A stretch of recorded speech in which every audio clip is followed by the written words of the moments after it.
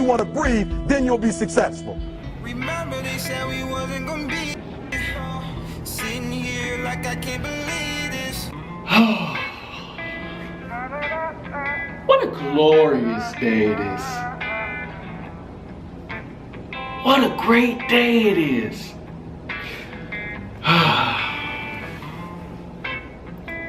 Where do I start? Or should I say, where do you Buckeye fans start? So for those of you that are faint of heart or get a little bit sensitive when someone starts talking about your team, you might want to exit now. Don't worry, I'll wait.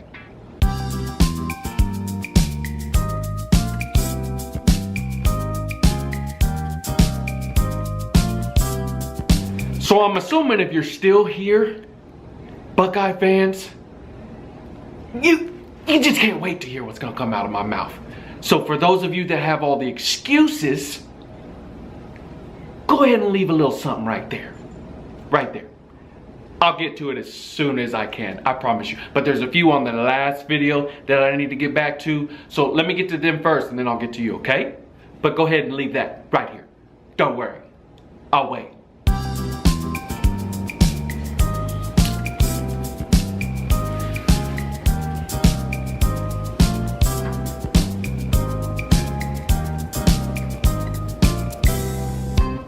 Oh wait, he didn't pick us, did he? Did he pick us? Oh no, he didn't. That's right. Lee Corso, just like everybody else. Just like the rest of the nation. Nobody believed in us. But guess what, Sooner Nation? We did. We did. And just like I told them, you Buckeye fans, what was gonna happen Saturday night, listening to Boomer Sooner chants echoing in your ear on your TV screens.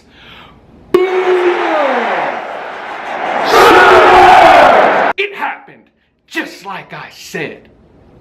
Let's go. You don't have to believe. We do. We do. Sooner Nation, stand up. Rep them colors proudly. This is who we are. We're back. Oklahoma Sooners football is back. Let's go, baby. I'd love to get 5 minutes to sit down with Lee Corso. Pretenders is what he called us. Pretenders. 7.5-point underdogs. Best defensive line that Schiano's ever seen, including the defensive line at Tampa Bay, which Gerald McCoy seems to be on. Number 2 in the nation.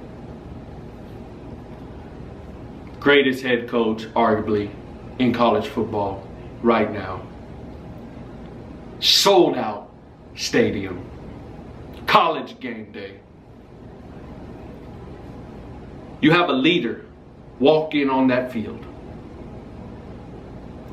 Stake his claim, his ground.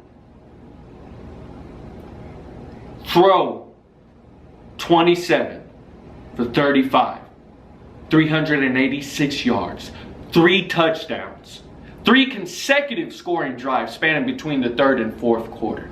7.5-point underdogs. I've seen so many excuses. And I've seen so many reasons why Ohio State was going to run all over Oklahoma. But you know, there's just something about being a Sooner fan. We just can feel it. It's in our blood. It's in our veins. It's in our heart. I knew. We knew. The real Sooner fans knew. We were going to go into the Buckeye Stadium screaming Boomer Sooner in your ears. Oh yeah. Oh yeah. It happened. You can't pitch yourself and wake up from this. It happened. Trust and believe. That happened. I'm not going to spend a lot of time talking about stats. Any Sooner fan, any Buckeye fan, any college football fan who paid attention to our game already seen everything there is to see. But I want to take the time out and congratulate some of our fellow Sooners who played their butts off. The entire team did, but a few players in particular who had a standout game. Dimitri Flowers. Besides Baker Mayfield, he is our most valuable player. You can plug him and play him in any position. I guarantee if we needed a linebacker or a defensive end that we did not have, and we plug him in, he would find a way and make it work and be a standout defensive end or linebacker. He's just that good. Big catches, one after another. Trey Sermon, man amongst boys, stood out of all the other running backs, held on to the ball, caught a touchdown towards the end of the game. I really don't think the running back competition should continue. He's our number one front runner. Got to be. Awesome game. Parnell Motley. Awesome game. Should have had 2 interceptions. Literally, the play was just like the play before where number 11 on Ohio State caught the ball, but hit the inbounds, landed out. He knocked it out of, Parnell knocked it out of his hands, but yet they said it was a complete catch. Same thing on the interception. He was down, offensive player, knocked the ball out while he was down. After he completed the catch, incomplete. We were in Buckeye Stadium. You can expect that. I'll let that one go. Doesn't matter. Scoreboard does. Offensive line. What a game. Supposed to be the best defensive line in college football. The best defense in college football. Showed up, showed out, moved them around like it was nothing. It was a physical fight at the front and you can see it, but you held your own. The few rushes and sacks that you did allow, a little bit of Baker's fault, didn't get rid of the ball. A lot of those plays, you just gotta throw it away, Baker. Don't take the sack, just throw the ball away. Live to see another day. But awesome job. But to me, the most valuable player of the entire game is not a player at all, but it's players. Mike Stoops' defense. Unfreaking believable. You smothered Ohio State in the second half. Their first possession coming out, a little sketchy. Not gonna lie. After that, nada. Smothered them. Ball hawks, sharks on every possession they were in, on every possession. That is not the Oklahoma Sooners defense that we had a year ago or years before that. Not at all. We always had one stud here, one stud there. But in other plays, in other areas of the defense, we were terribly weak. Now we can just plug them. Johnson, after he went out, I was a little iffy about Murray stepping in and playing, but he stepped in and played like a man. What a job. Sooner fan, take a second. You know what I'm talking about. We couldn't cover anybody to save our lives. It's literally like night and day how much better our defense looked out there against Ohio State. Unfreaking believable. Awesome game, guys. Awesome game. Now, enough about the Sooners. We won. Game's over. But, you know I can't just let you go with just...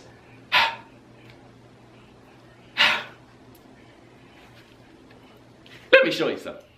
A lot of the Ohio State Buckeye fans, analysts, people who don't matter, and a few Sooner fans are upset with Baker Mayfield's actions after the game. Saturday night, Baker Mayfield even apologized this morning in his meeting for his actions. But our coach stood by him and said, we will not apologize. And guess what? I'm with Lincoln Riley 100%. I do not apologize for his actions. Tell me what the difference is between Ohio State, and I'm not talking about them doing their song on the field like they do for every game. Taking selfie pictures of words quoted by a backup quarterback of ours, basic defense, and taking selfies on our field. But we're supposed to apologize for Baker Mayfield's actions. Come on, guys. This is college football. Man up. So what? It's supposed to be exciting.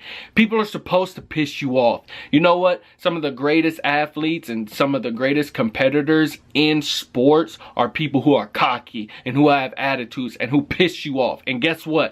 That's what makes Baker Mayfield Baker freaking Mayfield. So guess what? He shouldn't have to apologize. But we know how the world is. Everything's politically correct. But guess what? I don't. When is it that the nation is going to start recognizing and giving credit to when it's due and where it's due? The Oklahoma Sooners for a long time have played good football. We've beat dominant teams. Alabama in the Sugar Bowl. Ohio State at Ohio State. Whenever we win these type of games, it's always, how bad did Alabama want to be there? Oh, Ohio State just isn't as good as we thought they were. Why isn't it that just Oklahoma is just that good? They have to be that bad. The number 2 ranked team in the nation, overhyped defensive line, and we never get the credit. It's always, the other team just wasn't that. They're not what we thought they were. Stop it. Stop it. We're the freaking Oklahoma Sooners. And whether you like it or not, we're here to stay. Guess what? We're good. And the scary thing is, we're back. Yeah, we're back. We're freaking back, baby. And for those of you who did not watch the game Saturday night, or might have missed the ending of the game, here's a little something for you. Boomer Sooner, guys. Urban Meyer is not used to taking L's on his own field. Look at this, y'all. I caught this towards the end of the game. I had to show y'all this. I want y'all to see Urban's face. Like, he's confused that all the reporters do not want to speak to him after the game, and they're all going to chase down Lincoln Riley. Watch this. Come to Columbus and dominate the number 2 team. Oh, nobody wants to speak to me? Look